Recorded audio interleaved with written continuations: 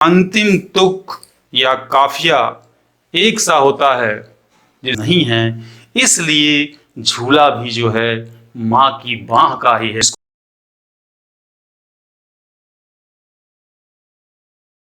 घर लौट कर माँ बाप बहुत रोए अकेले में, मिट्टी के खिलौने भी सस्ते न थे मेले में।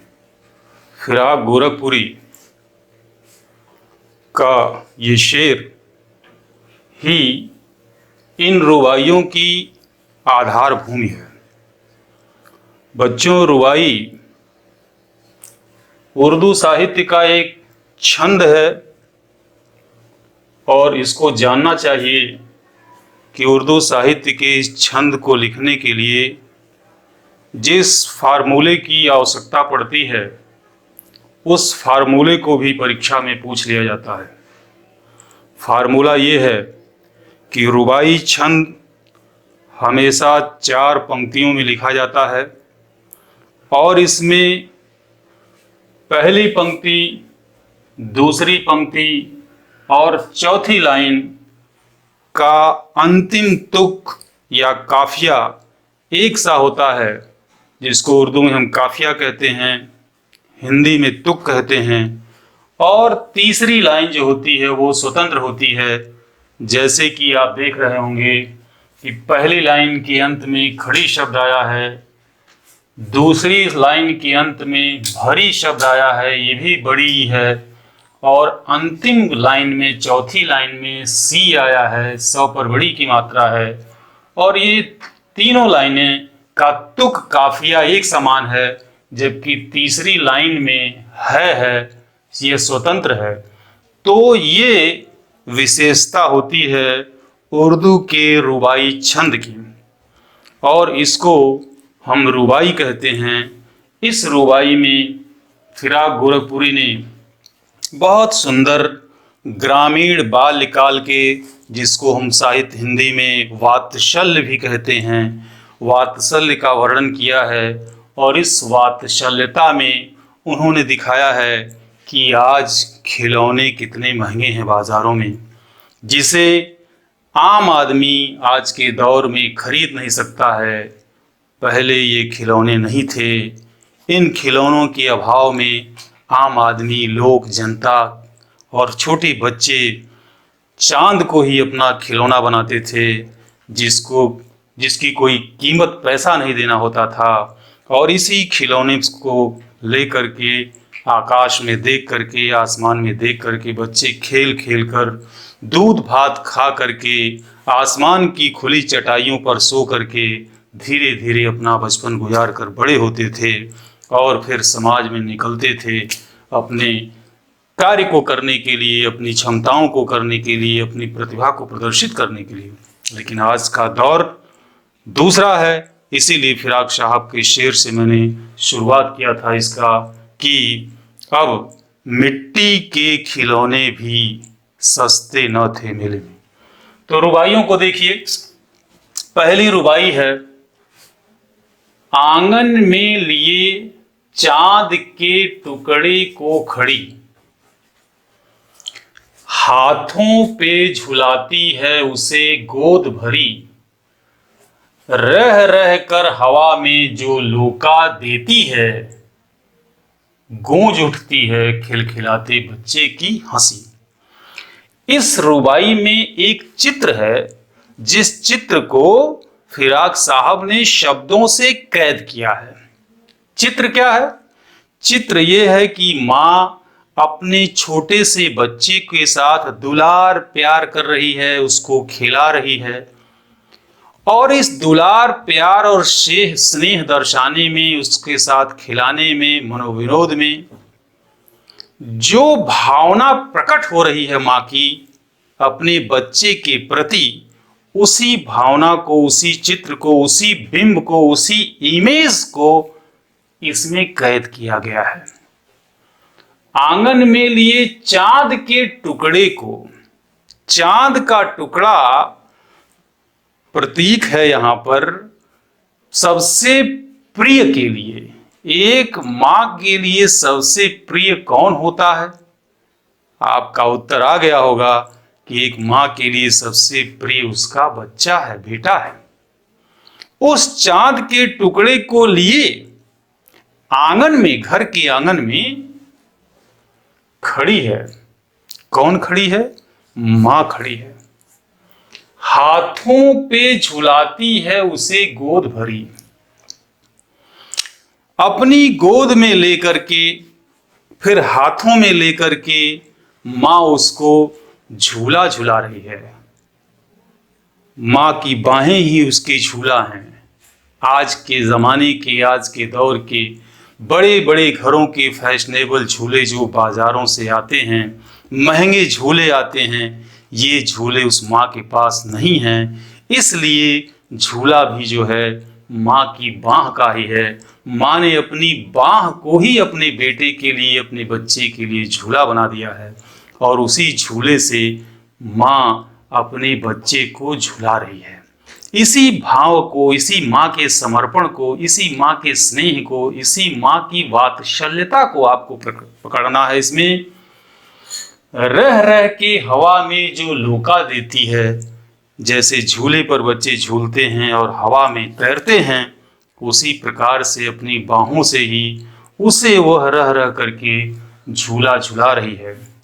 गूंज उठती है खिलखिलाते बच्चे की हंसी, और ऐसा देख करके वह नन्हा बच्चा माँ के इस स्नेहपूर्ण व्यवहार को देख करके खिलखिला करके दंतुरित मुस्कान प्रकट कर देता है, जिसे देखकर माँ का कलेजा, माँ का हृदय आत्ममुग्ध होता है।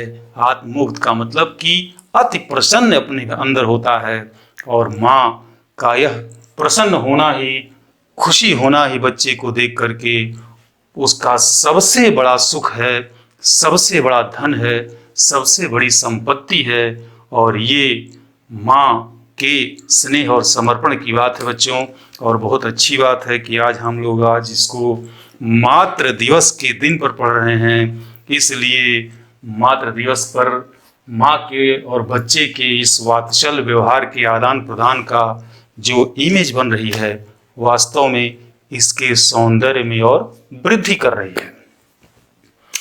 अब इन रुबाइयों में आप एक बात और देख रहे होंगे कि फिराक रुबाइयाँ वस्तुतः उर्दू भाषा से चलकर आई हैं।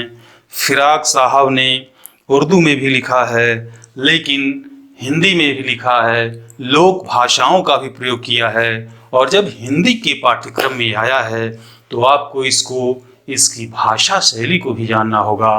तो अगर प्रश्न में आ जाए, काव्य सौंदर्य में प्रश्न आ जाए, तो आपको बताना होगा कि इसमें उर्दू के शब्द हैं, इसमें हिंदी के भी शब्द हैं, इसमें लोक भाषा के भी शब्दों को लेकर तीनों भाषाओं का जो सुंदर गठजोड़ फिराक साहब ने इस्तेमाल किया है भाषा शैली में, वास्तव में वह काबिल तारीफ है और रुबाइयों को और ज़्यादा इसके सौंदर्य में, इसकी भाव प्रवणता में अभिवृद्धि कर रहा है। दूसरी जो रुबाई है उसको देखते हैं। नहला के छलके छलके निर्मल जल से। रुबाइयों की जो मैंने विशेषता बताई है, जो यहाँ काफिया और तुक लिया जा रहा है, जिसके कारण इसको उर्दू का छंद कहते हैं, ये भी आप पहचानते रहिएगा। अगर पूछ दिया जाए परीक्षा में कि रुबाई किसे कहते हैं, तो आपको बताना होगा कि रुबाई उर्दू का एक छंद है। तो इसमें काफिया जो होता है, पहली, दूसरी और चौथी लाइन का काफिया एक समान होता है और तीसरी लाइन इसमें स्वतंत्र होती है। नहला के छलके छलके निर्मल जल से, उलझे हुए गेसुओं में कंघी करके, किस प्यार से देखता है बच्चा मुंह को, जब घुटनियों में लेके है पिन्हाती कपड़े। दूसरा जो छवि है, दूसरी जो बिंब है, दूसरा जो दृश्य है, वो ये है कि एक माँ अपने बच्चे को लेकर के नहला रही है निर्मल जल से, और बच्चा उसमें नहाते समय हाथ पांव मार रहा है, छलछला रहा है, पानी उसके ऊपर छलक रहा है। उसके बाद नहलाने के बाद उसके गेसुओं को, उसके बालों में माँ कंघी करती है और अपने घुटनों पर बैठा करके उसको कपड़े पहना रही है, उसके बालों में कंघी कर रही है नहलाने धुलाने के बाद। और ये सारा कार्य व्यापार माँ के द्वारा किया जा रहा है।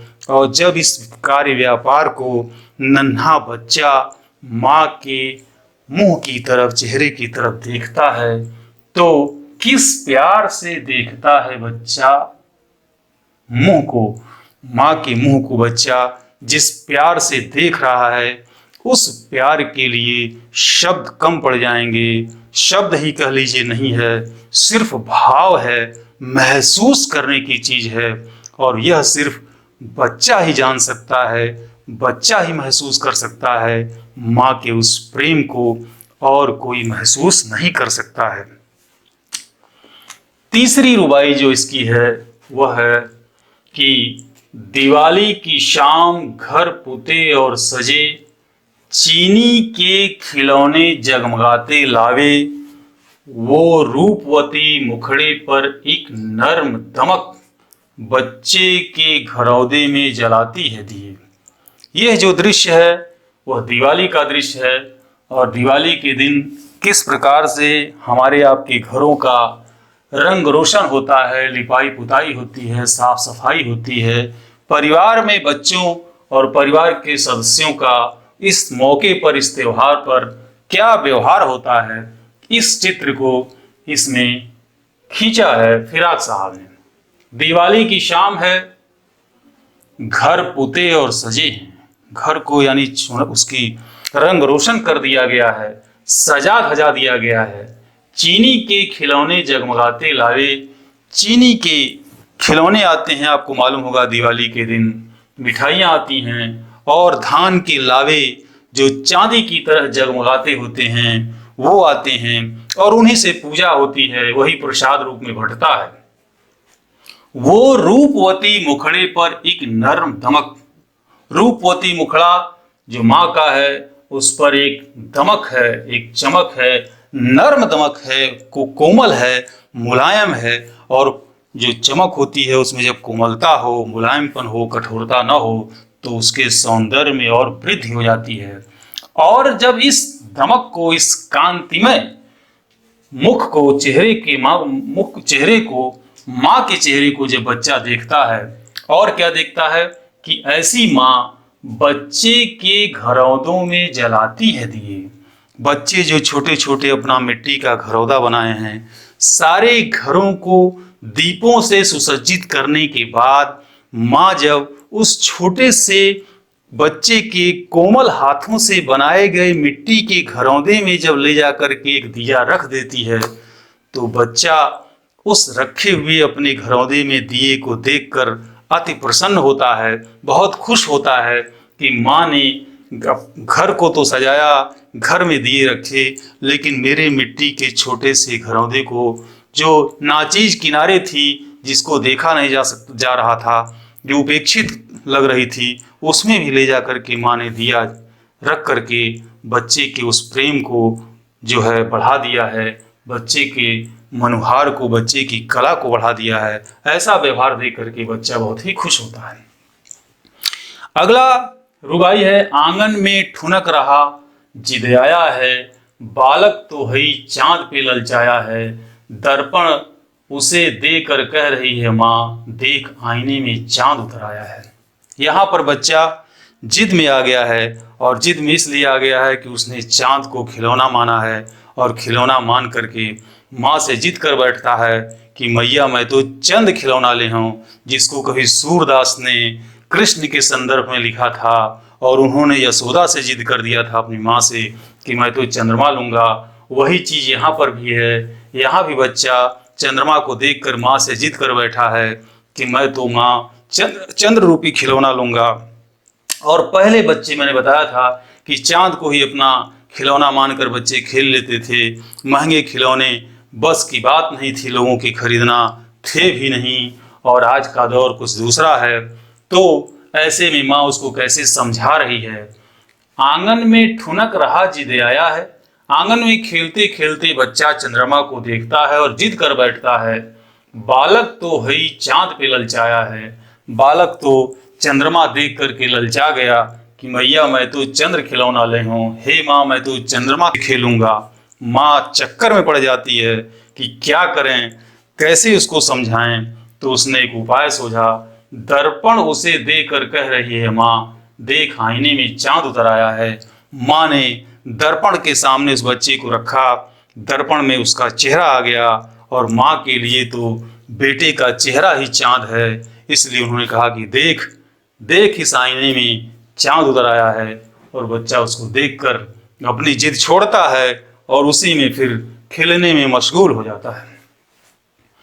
अंतिम रुबाई है इस पाठ की और ये रक्षाबंधन के त्योहार पर लिखी गई है कि रक्षाबंधन की सुबह रस की पुतली छाई है घटा, गगन की हल्की हल्की बिजली की तरह चमक रहे हैं लच्छे, भाई के है बांधती चमकती राखी। रक्षाबंधन आप जानते हैं सावन के महीने में होता है। सावन के महीने में बारिश होती है, फुहार पड़ती है, आसमान में घटाएं छाए रहती हैं, घटाओं के छाने के साथ साथ बिजली भी कड़कती रहती है। तो यह एक पवित्र बंधन का त्योहार है, एक मीठे बंधन का त्योहार है रक्षाबंधन। और जिस प्रकार आसमान का बादलों से संबंध है, जिस प्रकार बादलों का बिजली से चमचमाती बिजली से संबंध है, वही संबंध इस मीठे रक्षाबंधन के त्योहार में भाई और बहन का है। और इसी त्योहार को, इसी संबंध को, इसी प्रेम को, रक्षाबंधन के भाई बहन के प्रेम को ही फिराक साहब ने इसमें चित्र बनाया है, खींचा है, उसको एक बिंब बनाया है। कह रहे हैं कि रक्षाबंधन की सुबह रस की पुतली छाई है घटा, गगन की हल्की हल्की। रस की पुतली, वही रस यानी प्रेम का धागों का बंधन। और आसमान में घटा छाई है, हल्के हल्के बादल छाए हुए हैं, फुहार पड़ रही है, बिजली की तरह चमक रहे हैं लच्छे। जिस प्रकार घटाओं में, गगन आसमान की घटाओं में बिजली कड़क रही है, चमक रही है, उसी प्रकार से भाई के हाथों में बंधे हुए तागे बिजली के समान चमचमा रहे हैं, चमक रहे हैं। भाई के है बांधती चमकती राखी। और उसी बिजली के समान चमचमाते धागों को बहन अपने भाई के कलाई पर बांध रही है और बांध करके इस मधुर संबंध, मधुर प्रेम स्नेह के त्योहार को पुनर्जीवित कर रही है, जीवंतता प्रदान कर रही है बहन रक्षाबंधन के त्योहार पर। तो बच्चों, ये था आपके लिए रुबाइयाँ फिराक साहब की, जिसको आपने देखा और काव्य सौंदर्य की दृष्टि से भी ये परीक्षा के लिए महत्वपूर्ण होता है। इसकी भाषा, रुबाइयों की पहचान, तुक, काफिया, ये सब ध्यान में रख करके इसकी व्याख्या को आप पढ़ें, भावार्थ को पढ़ें, जिससे आपको परीक्षा में लाभ मिले। धन्यवाद।